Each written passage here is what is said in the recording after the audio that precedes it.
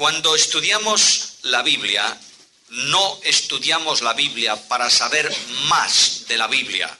Hay muchos creyentes que saben mucho de la Biblia, pero no viven conforme a la Biblia. Estudiamos la Biblia para saber cómo tenemos que vivir de acuerdo con la Biblia.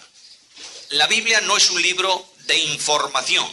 La Biblia es un libro de formación. Por tanto, vamos a la Biblia para formarnos conforme a la voluntad de Dios. ¿Está claro esto?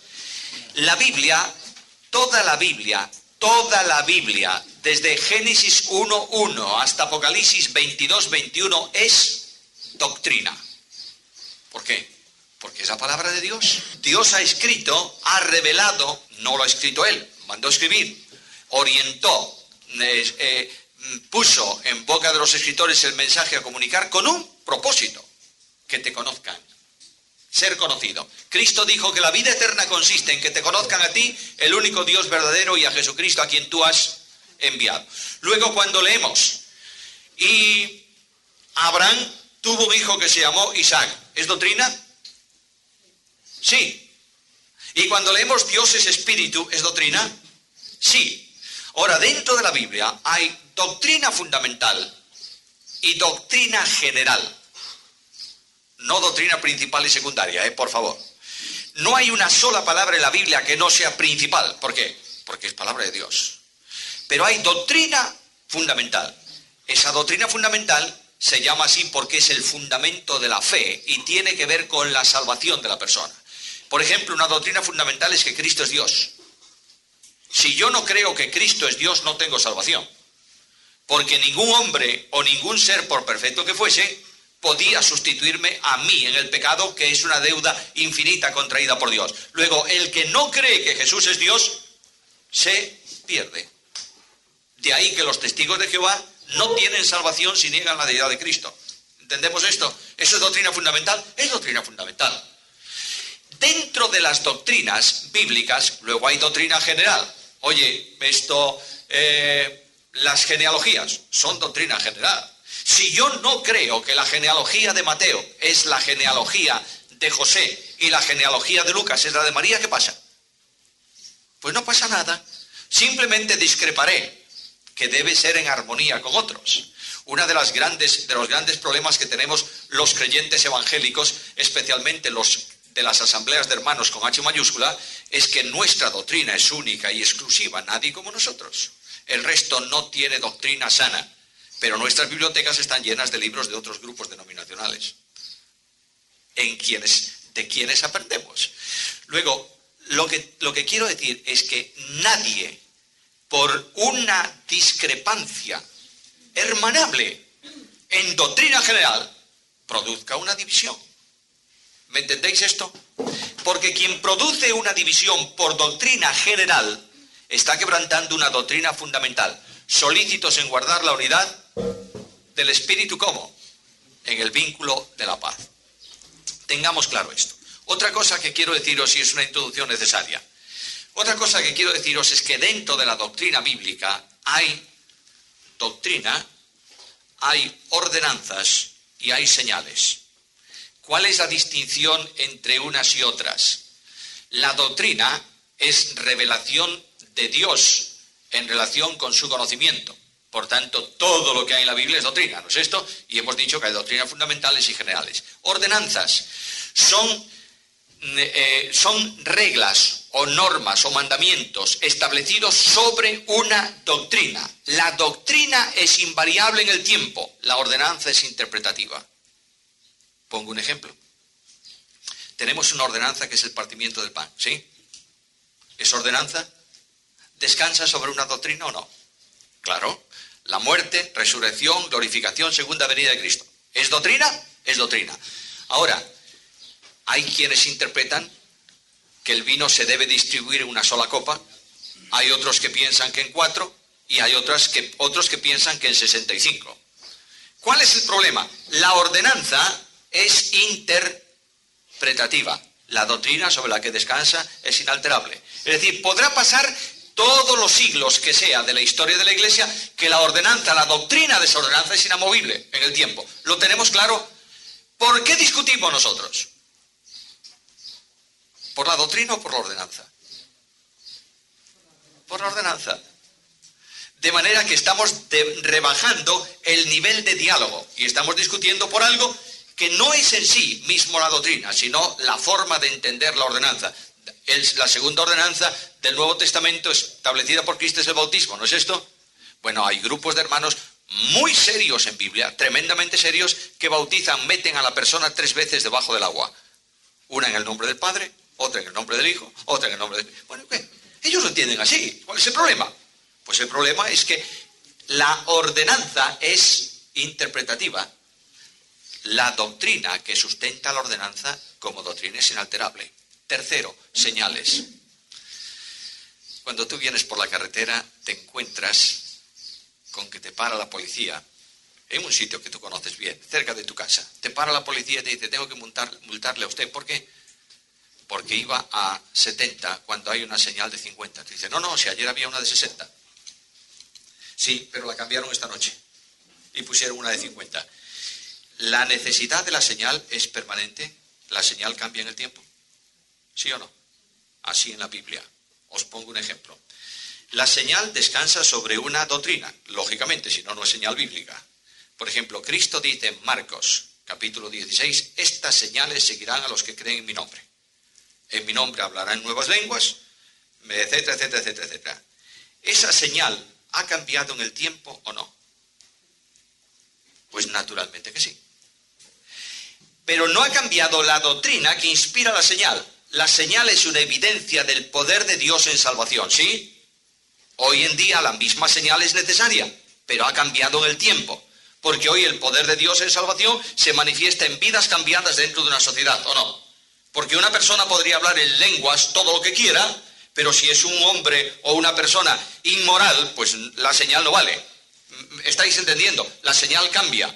Así, a lo largo de la Biblia, todas las veces que leáis señal, eso no es inalterable en el tiempo, eso cambia. Y buscáis en el Nuevo Testamento muchas cosas que mencionan explícitamente señal, y decís, bueno, la doctrina que sustenta la señal permanece, la señal es inalterable. Cuando un creyente va rebajando su conocimiento bíblico, al principio discute. Cuando yo digo discutir entre creyentes, entendéis que no es pegarse de bofetadas. Es diálogo enfrentado, sano. Al principio, cuando el creyente es muy maduro, dialoga, discute, contrasta opiniones sobre ¿qué? Sobre doctrina. Cuando pasa el tiempo y ya la capacidad bíblica de las personas ha disminuido por la falta de estudio, lo tenéis en Hebreos 5 y 6. Cuando va disminuyendo, no discute la iglesia por doctrinas, comienza a discutir por ordenanzas.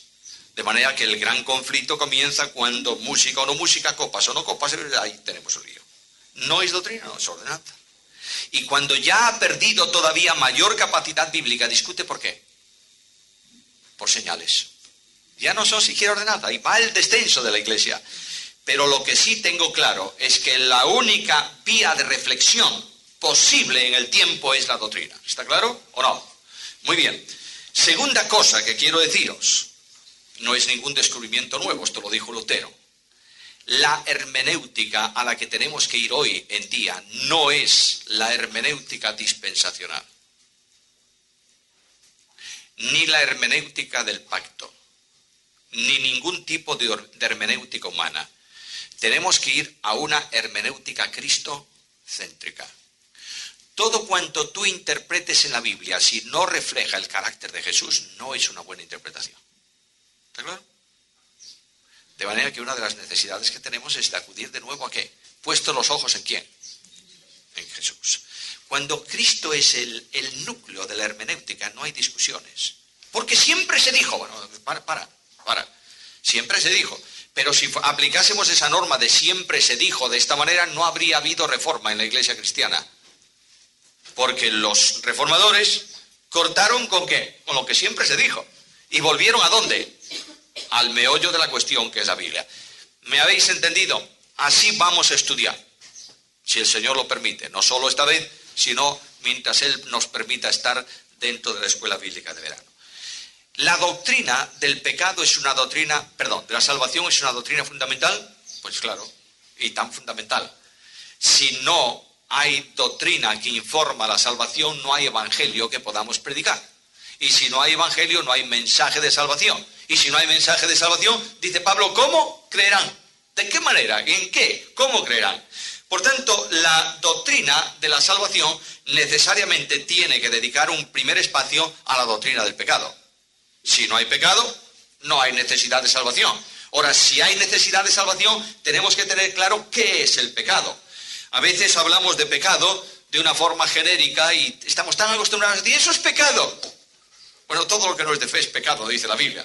Pero eso es pecado y aquello no es tan pecado. De modo que yo puedo criticar de mi hermano eso. Bueno, lo hice con la mejor intención, pero eso es pecado. Tan pecado como la borrachera o como el adulterio. Están en la misma lista de 1 Corintios 5. Vamos a estudiar qué cosa es el pecado. La Biblia habla de pecado como un hecho real. Y la Biblia dice que el hombre, todo hombre que nace en la tierra es pecador. El hombre, y la Biblia declara que el hombre es pecador. Por ejemplo, en el Salmo 51 dice el salmista que en maldad fui formado y en pecado me concibió ¿quién? Mi madre. Luego hay una herencia genética que hace que yo sea como soy, porque mi padre y mi madre eran como eran físicamente, y hay una herencia espiritual. Y la herencia espiritual está introducida en la genética humana desde el momento en que el hombre en el huerto de Edén pecó. Desde entonces aquí, mis padres, padre y madre, me transmiten la herencia suya, que es una herencia no solo física, sino también espiritual. Ahora, cuando Dios, y estoy corriendo un poco en la primera parte, cuando Dios quiere informarnos de cómo es el pecado, introduce en el mundo su ley. El propósito es primario de la ley de Dios, ¿qué es? Denunciar la realidad del pecado. Y nos dice el texto bíblico que Dios escribió en la conciencia de los hombres, ¿qué cosa? ¿La ley o la obra de la ley? La obra de la ley. Dios escribió en toda conciencia humana la obra de la ley. ¿Cuál es la obra de la ley? Por medio de la ley es el conocimiento del pecado. Por eso Pablo dice que aquellas personas que nunca oyeron un mensaje del Evangelio, que están viviendo en el interior de la selva, decimos a veces, hay muchos selváticos en torno a nosotros que tampoco oyeron nunca un mensaje del Evangelio. Pero una persona que nunca oyó el mensaje del Evangelio, dice el apóstol Pablo que su conciencia le es juez.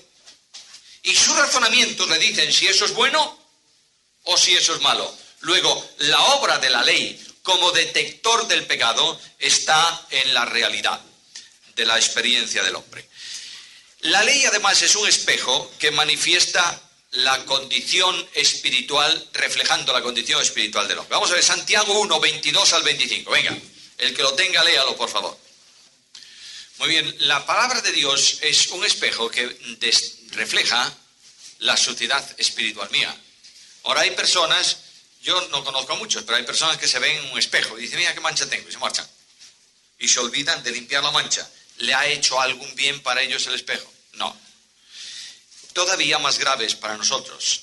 La palabra de Dios, dice el Señor Jesucristo, será el elemento de juicio en el día en que tengamos que dar cuenta. Dice, yo no necesito juzgaros.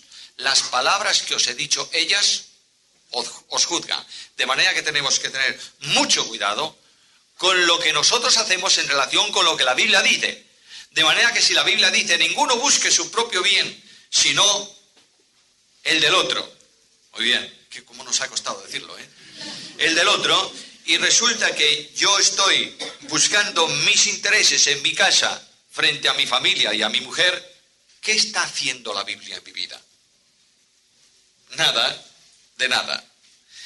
La Biblia es necesario leerla no para saber lo que dice, sino para contrastar nuestra vida con ella. Ahora, no solo la Biblia habla de pecado y dice que los hombres son pecadores, la historia humana testifica esto. Hay un proverbio chino, los chinos por viejos saben muchas cosas, tienen una cierta experiencia, y hay un proverbio chino que dice que hay solamente dos hombres buenos. Uno, el que está muerto, otro, el que no ha nacido. Bueno, es una verdad, porque dentro de nosotros, todos nosotros llevamos dentro un germen de rebeldía, de transgresión, etc. Los hombres confesaron su pecado. Vamos a ver un ejemplo. Génesis 4:13, ¿qué dice? Para soportarlo. Bueno, mi castigo quiere decir que es la consecuencia ¿de qué? De un pecado. Él ha pecado y su castigo es un castigo superior a lo que él cree que puede ser capaz de soportar. Por tanto, Caín, ¿qué está reconociendo? Si hay un castigo, ¿qué significa? Que hay un pecado. Por ejemplo, David, Salmo 51:4.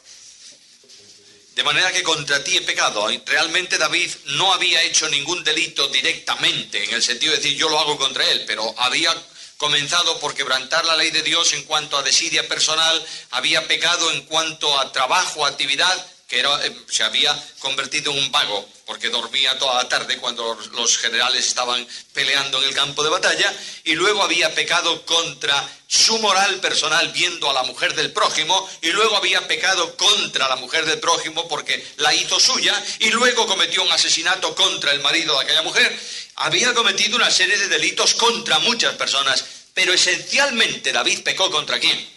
Contra Dios, que establece una moral que prohíbe todas estas cosas y a la que Dios mismo se sujeta. Es otra lección que debemos aprender.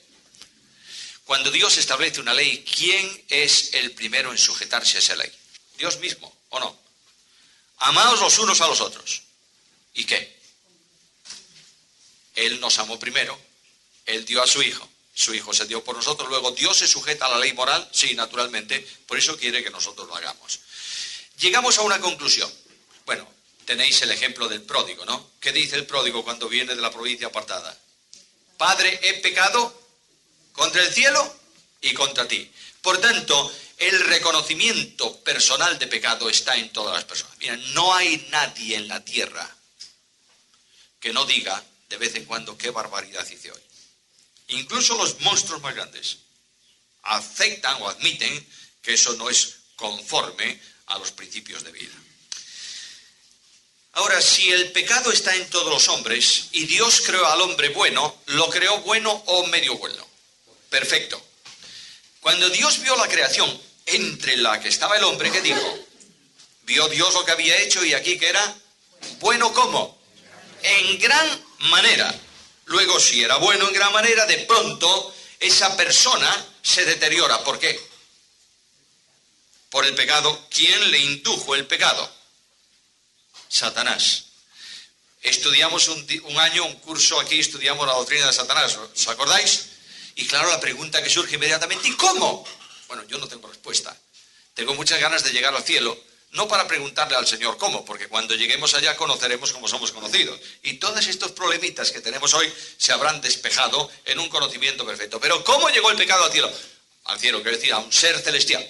Yo no lo sé. El hecho cierto es que llegó. Y ese ser vino a atentar al hombre y a hacer caer al hombre por una razón fundamental. ¿Por qué? A ver. Por destronar a Dios. Correcto. Cuando él pecó, quiso tener un trono cerca del trono de Dios. ¿No es esto? Un reino paralelo al de Dios. No lo pudo conseguir porque Dios lo echó de su presencia. ¿Dónde había un trono? En la tierra. ¿Quién estaba en ese trono? El hombre. Dijo Satanás, ahí tengo un trono.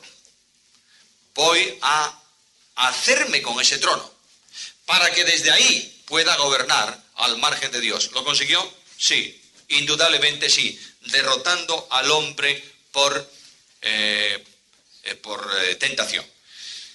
Vuelvo a recordaros que el hombre, el varón de la especie, es el responsable número uno en el pecado. No la mujer. ¿Por qué? Si lo dice la Biblia.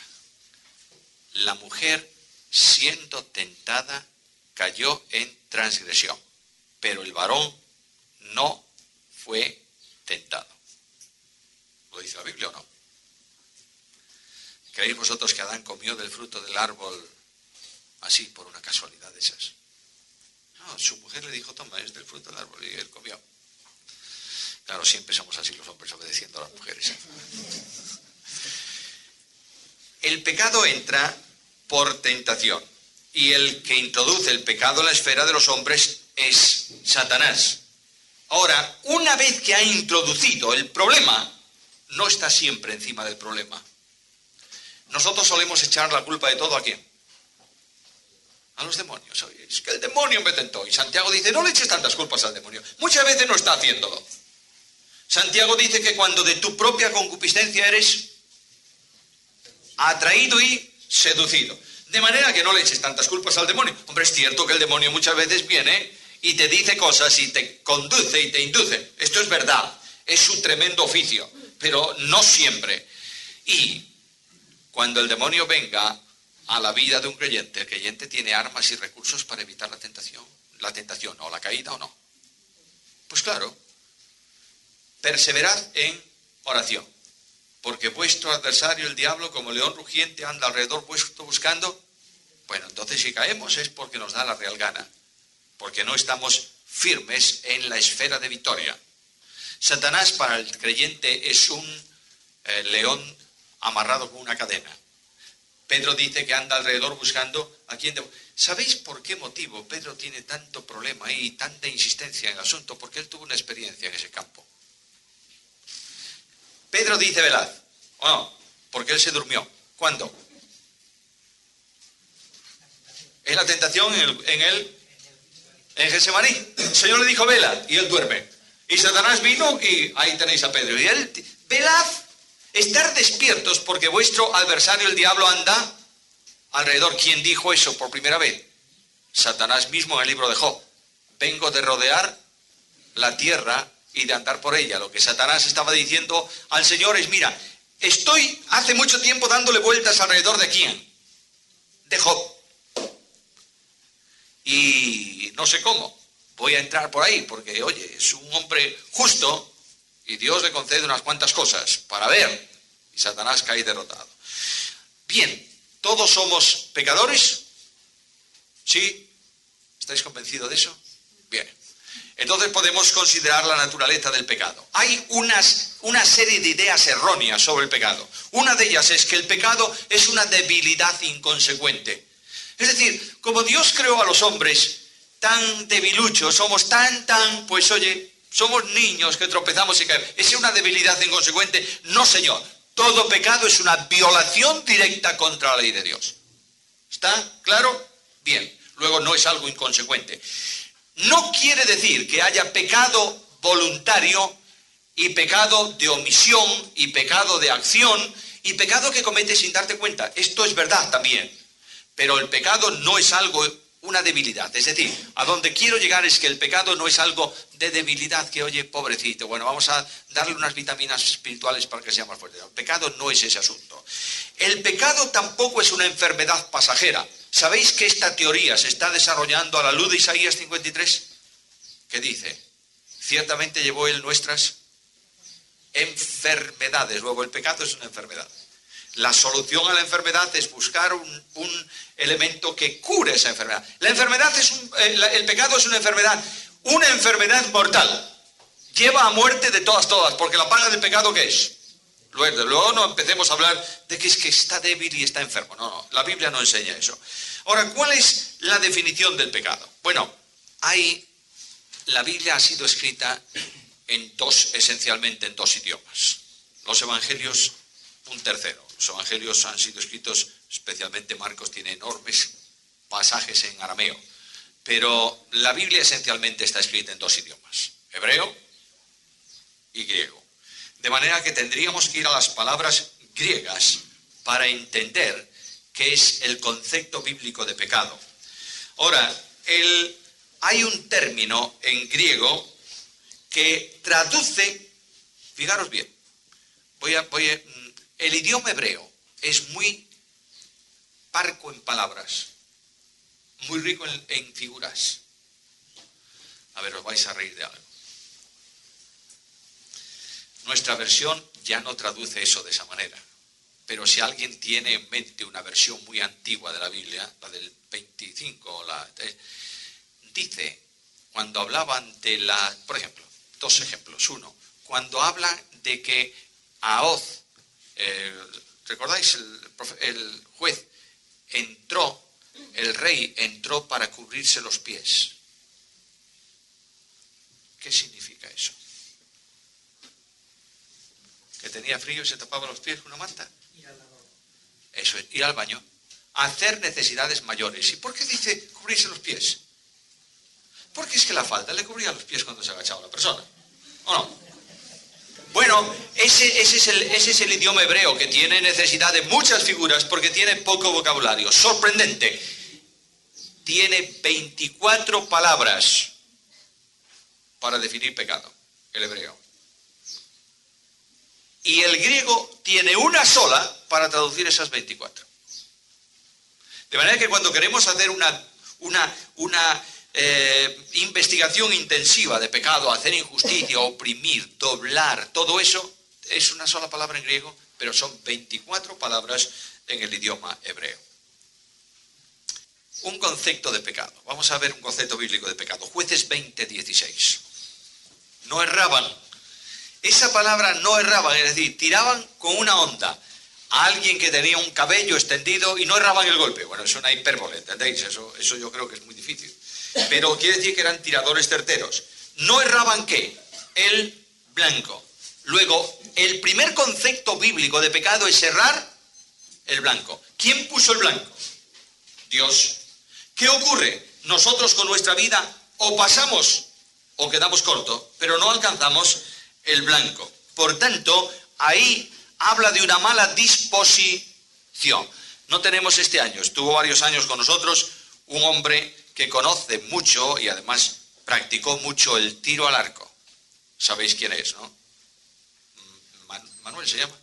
Este hombre un día me dio una tremenda lección teórica de tiro al arco.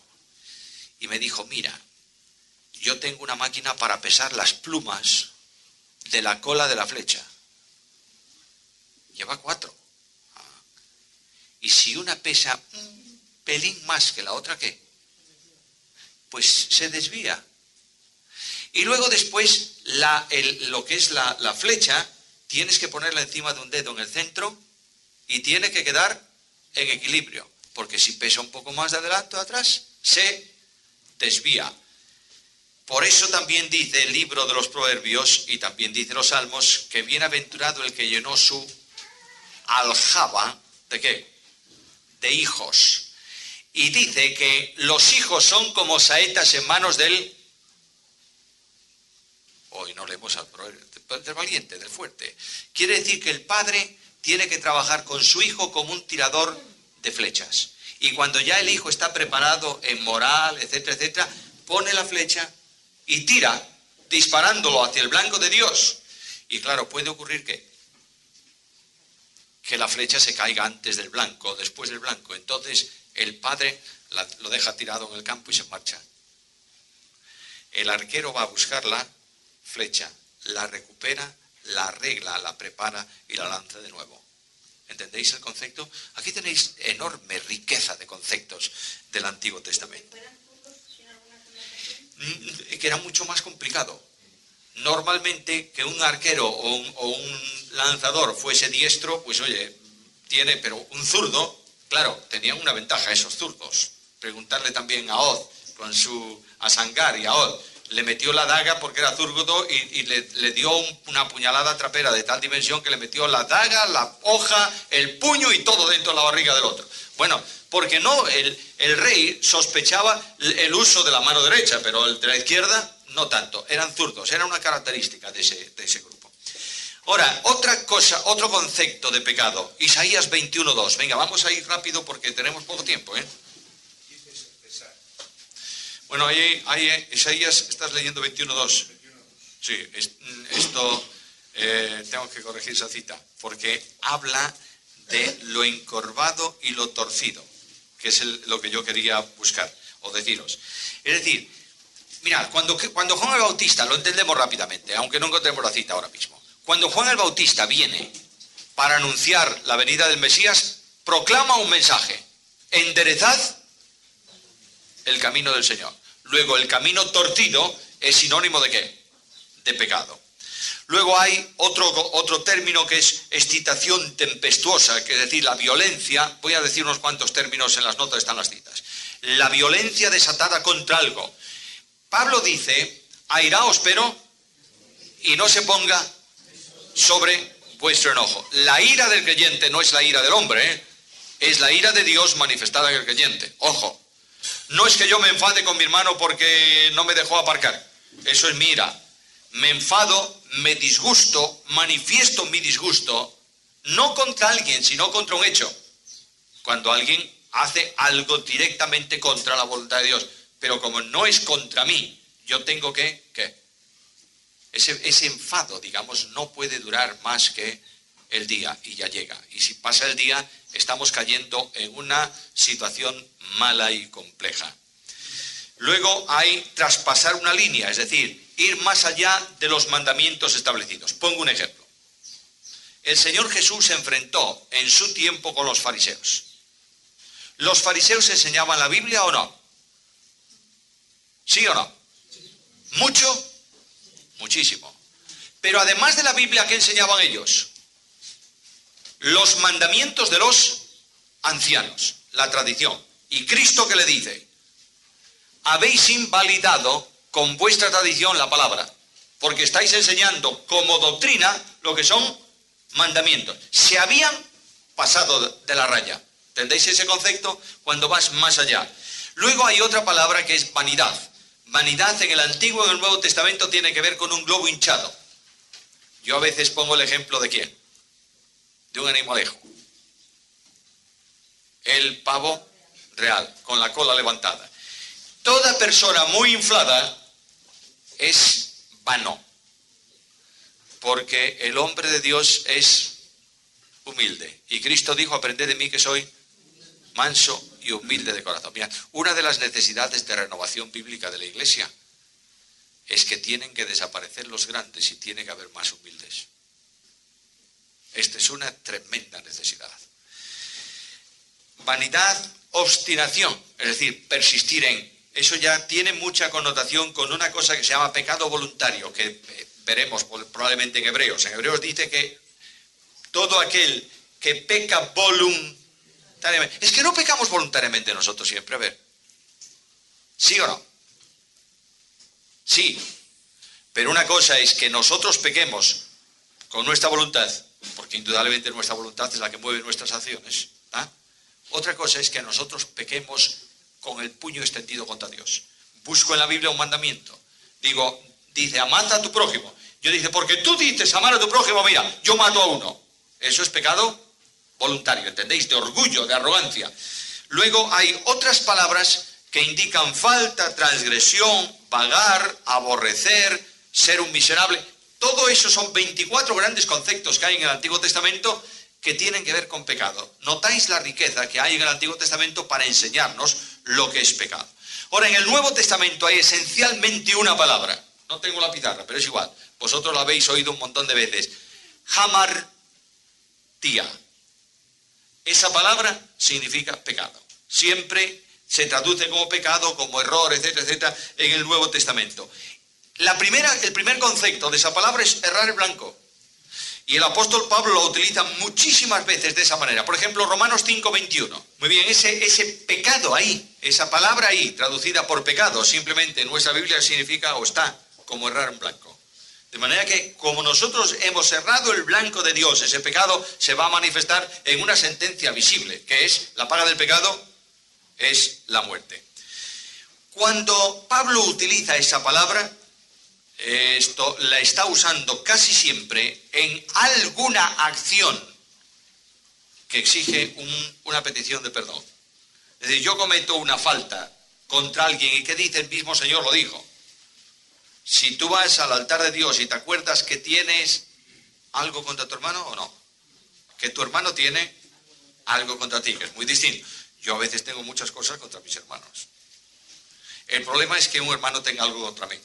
Entonces, si tú tienes algo, resuelve la situación pidiendo perdón. ¿Está claro?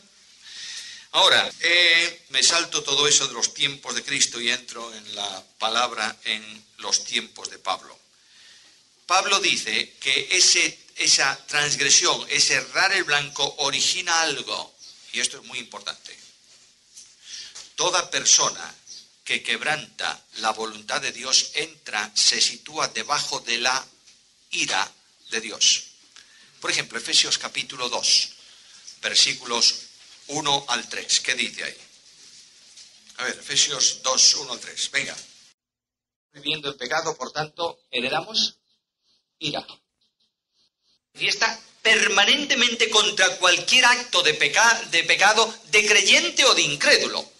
Nosotros tenemos la protección de la sangre de Cristo, ¿no es esto? Dios en Cristo nos perdonó ¿cuántos pecados? Todos. Por tanto, no hay ninguna condenación. Y la ira que debía descender sobre mí por mi pecado, ¿cayó sobre quién? Sobre Cristo, ¿está claro?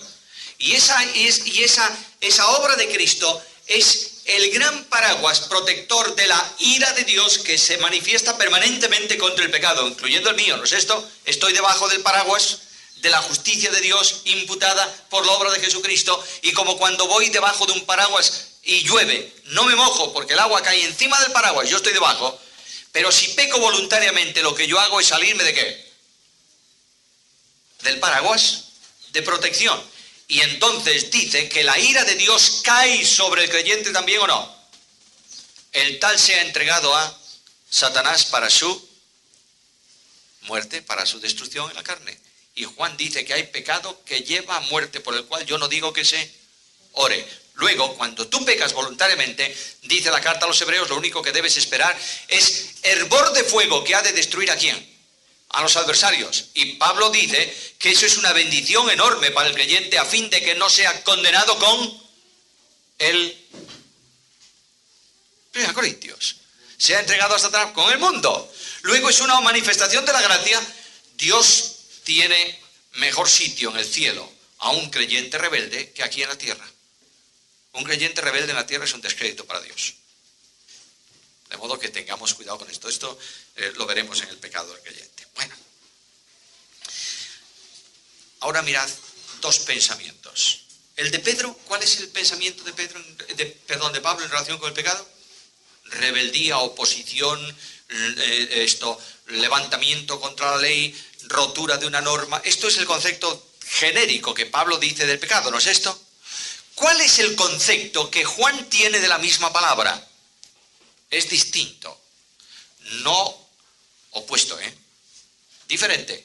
Hay dos visiones, la de Pablo que nos da un aspecto y la de Juan que nos da otro.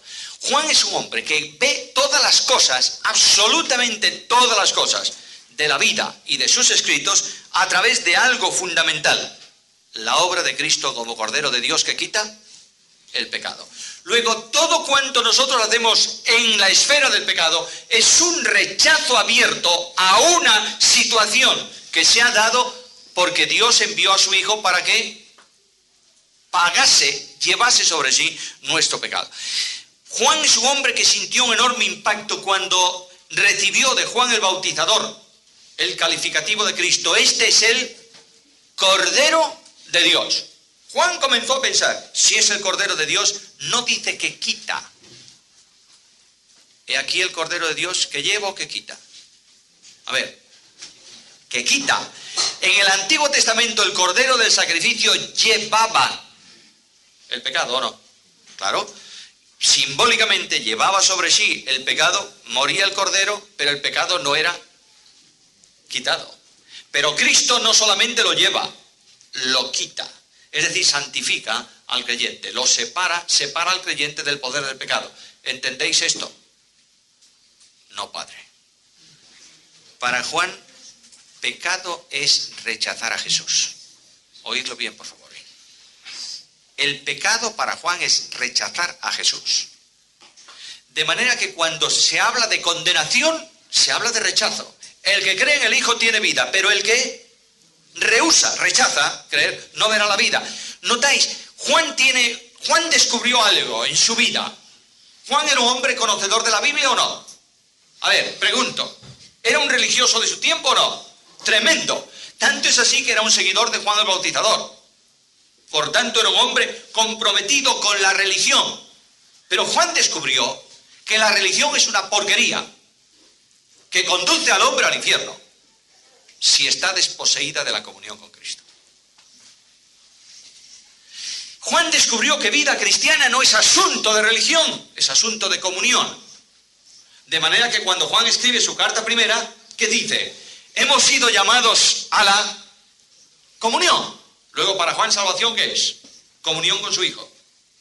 ¿Qué es comunión entre creyentes para Juan? Nuestra comunión es verdaderamente con el Padre y con su Hijo. ¿Notáis lo que descubre Juan? Juan descubre algo y dice, Señor mío, yo he estado durante años oprimido por la religión y descubro la libertad en Cristo, que es comunión. Por tanto, si yo soy libre y peco y me esclavizco, estoy despreciando y rechazando a ¿quién? Al que me libra, que es Cristo. Hermanos jóvenes, por favor, notad esto, notad esto. No sois libres de nada mientras Cristo no os haga libres. ¿Me estáis siguiendo? Cuando decimos no améis al mundo ni qué más, ¿cuáles son las cosas? Pues ir a ver el Barça con el Madrid. ¿Esas son las cosas del mundo? No, qué va, hombre, qué va. Cosa del mundo también puede ser venir con chaqueta, corbata y camisa de primera comunión al culto de la mañana en odio contra un hermano. Eso también es del mundo. Lo que quiero deciros con esto es que los problemas de esclavitud, el yo, el mundo y la carne no son posibles de ser liberados por religión. ¿Está claro o no? Yo no puedo hacer nada contra mi yo. ¿Cómo? ¿Qué voy a hacer yo? Si soy yo. ¿Cómo voy a matarme yo? No, no puedo. El yo está ahí. Pero con Cristo estoy juntamente y ya no vive el yo. Por eso Cristo dijo, si el Hijo os liberte. ¿Cuándo el Hijo os liberte? Luego, para que mi yo no funcione, ¿qué tiene que ser? ¿Tengo que tener la experiencia de vida con Cristo o no? ¿Cuándo? Siempre. Y en el momento en que yo dejo de tener experiencia vital con Cristo, soy un esclavo del yo. ¿Lo notáis? ¿Y con la carne qué? Yo no cometo grandes pecados de carne, ¿eh? Bueno, por lo menos no me lo veis.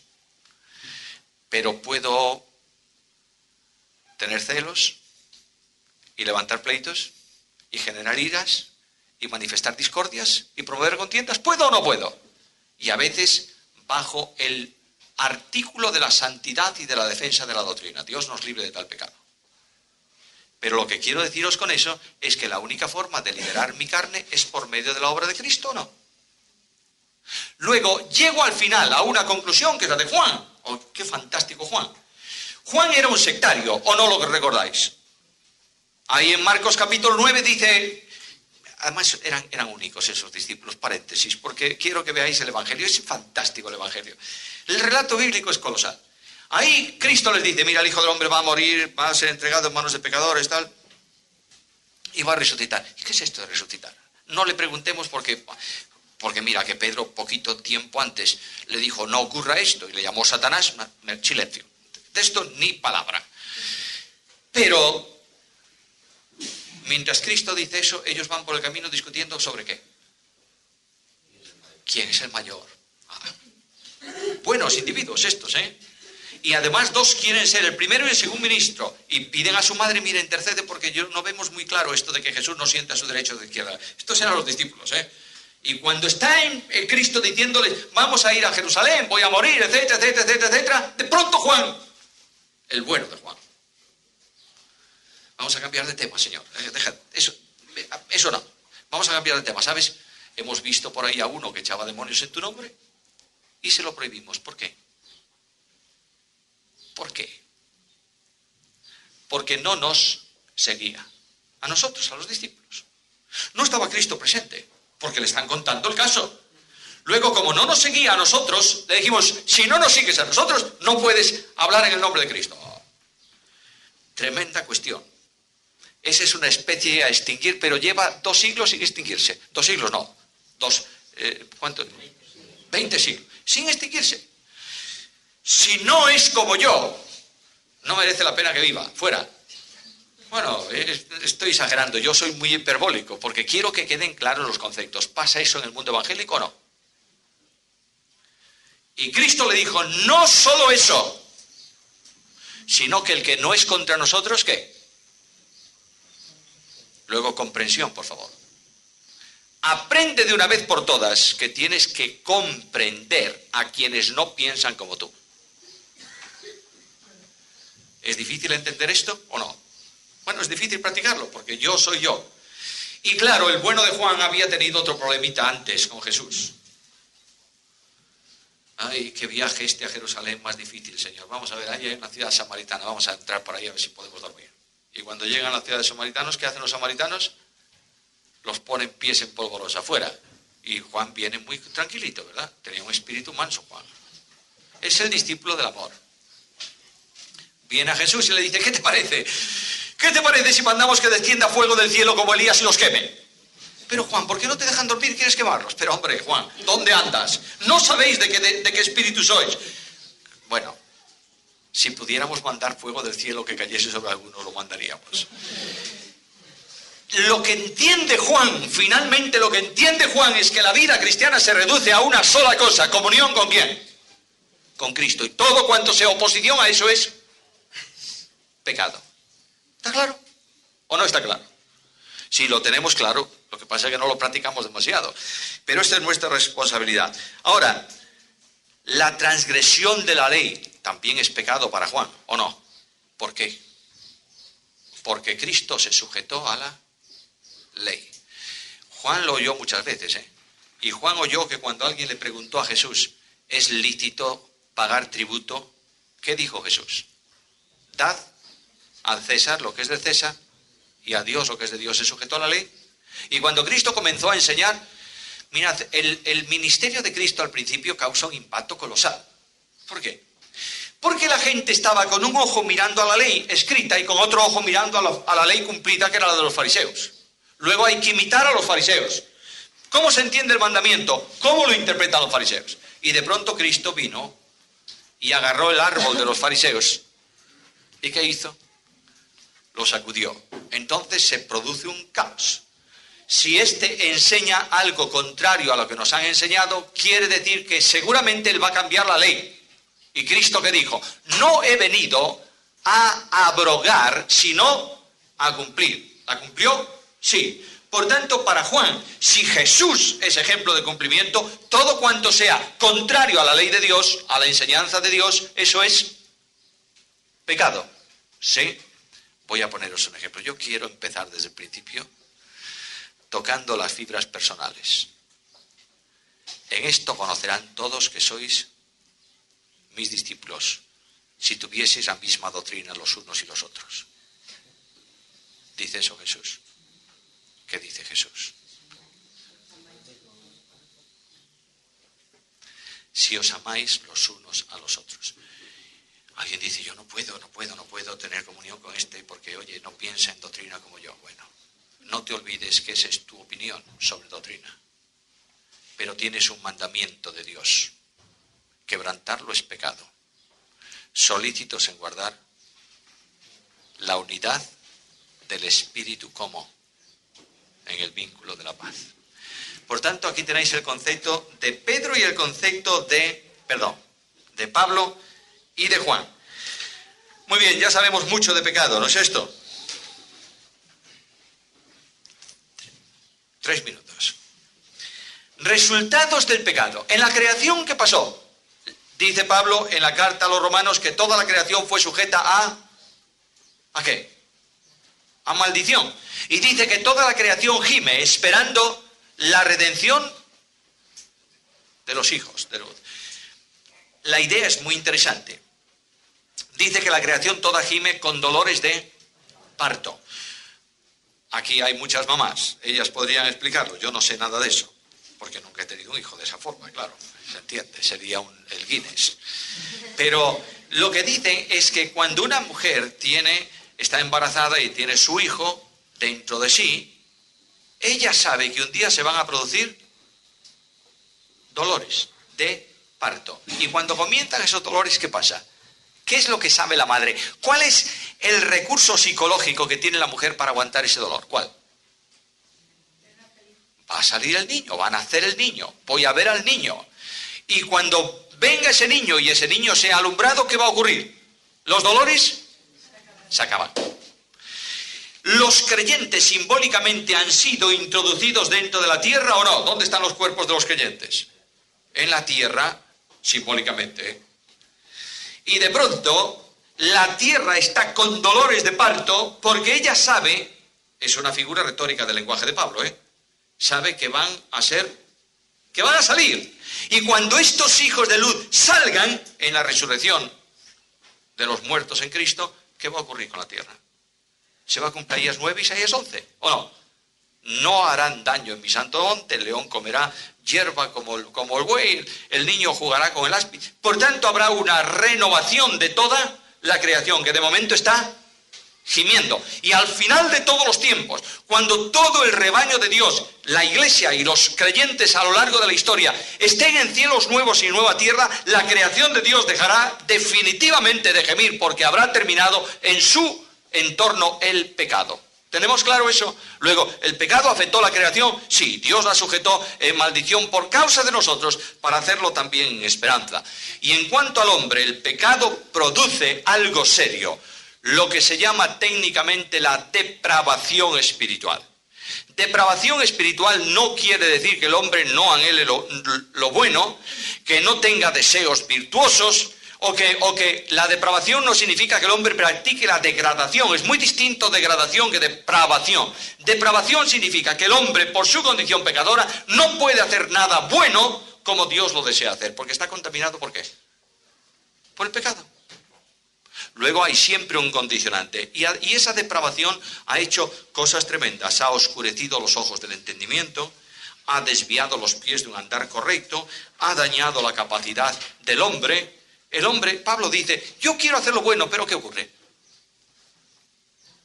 Es que encuentro que dentro de mí hay algo que no va. Y además, finalmente, ese hombre está puesto en esclavitud bajo el pecado, ¿o no? ¿Sí? Y por tanto bajo el castigo de Dios. Y ese hombre es enemigo de Dios en malas obras. Por último, hay mucho más aquí. ¿El castigo por el pecado cuál es? La muerte. Luego, la muerte no es un estado de término, ¿verdad? ¿Qué es la muerte? Un estado de separación. La muerte eterna es la expresión definitiva del castigo eterno. En el castigo por el pecado eterno hay grados distintos, No todos van a tener el mismo sufrimiento. Eso sería injusto por parte de Dios.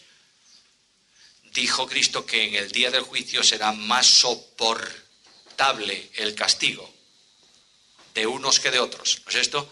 Pero lo que dice el Señor mismo en Marcos capítulo 9 es que el gusano de ellos no muere y el fuego nunca se apaga. Claro, cuando hablamos de castigo en ese sentido, no estamos hablando de un fuego físico como el nuestro de hoy, porque estamos hablando de una realidad espiritual en una dimensión distinta, Pero hay algo muy interesante. El fuego quema, produce dolor, sí. La vida de la persona que no tenga a Cristo por toda la eternidad será una vida de sufrimiento. A ver, pensad en vuestro mundo. ¿Estáis muy contentos con el mundo que tenemos hoy o no? No.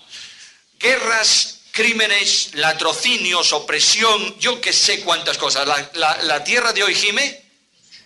Y en medio de estos gemidos hay todavía un cierto orden moral, ¿no es esto? Ahora, tú traslada esto a un sitio donde la moral no existe. ¿Qué te parece? Para siempre. Y además, una conciencia sensibilizada. El gusano de ellos no muere. ¿Sabes lo que hace un gusano? Hay muchos tipos. Pero hay uno que a mí me pone muy nervioso cuando lo oigo. Cuando estás durmiendo en una casa antigua y oyes crac, crac, crac, crac, crac. ¿Sabes lo que es? La carcoma, dices tú. La cama estará segura. Ahí está, día y noche, ra, ra, ra, ra, ra, ra. Lo que pasa es que la carcoma termina. Cuando ya el mueble está carcomido, ¿qué hay que hacer con él? Tirarlo. Y con el mueble va la carcoma. Esa carcoma no termina nunca. Una conciencia remordiendo día y noche. Además, yo creo que ahí nadie duerme. Porque de la misma manera que en la ciudad santa no hay noche, no necesitamos dormir, en el castigo eterno tampoco. ¿Qué sociedad, Todo por consecuencia ¿de qué? Del pecado. Más gracias a Dios que somos triunfantes en Cristo Jesús.